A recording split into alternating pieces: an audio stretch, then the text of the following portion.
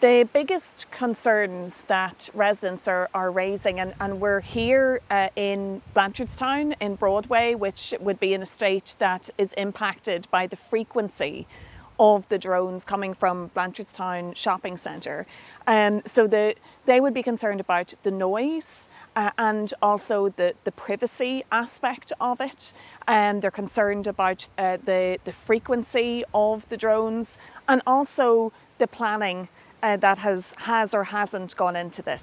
So one of the things that I have observed over the last few months is that it's not about a lack of complaints. It's actually people don't know where to complain. And so I put a call out to our local community last weekend to say email two places if you have complaints, and I believe the commercial drone operator has seen their complaints overall double in a week, and they're coming before the Transport Oireachtas Committee. That's something that I had requested a couple of months ago, and we'll be able to go through the details. There's been so much noise from the drones, but about the drones, and we need the opportunity to really get into the detail of this issue. So what you're talking about in Dublin 15 has been a test ground for a commercial drone operator over the last 12 to 18 months. And what you're seeing now, I think, is a bit of a tipping point where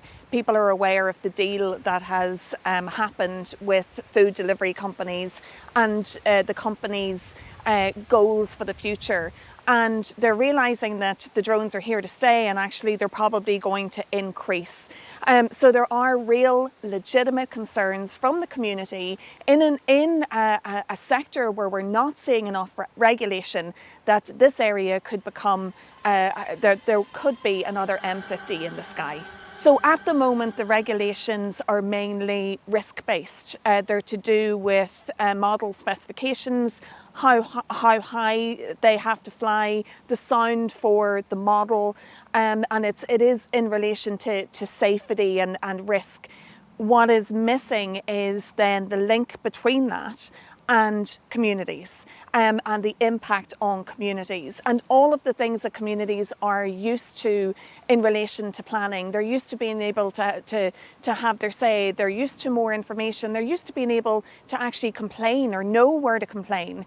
They want to be able to have their say about drones passing their homes, above their homes. So there is a vacuum here, a vacuum of information, a vacuum of participation, and a vacuum in a legitimate vacuum when it comes to regulations. So what I'm looking for at the moment, and I've put this to the Minister for Transport, is we need to see this national policy framework that has been promised. It's in the programme for government. It talks about the balance between new technology and innovation, and also the risks.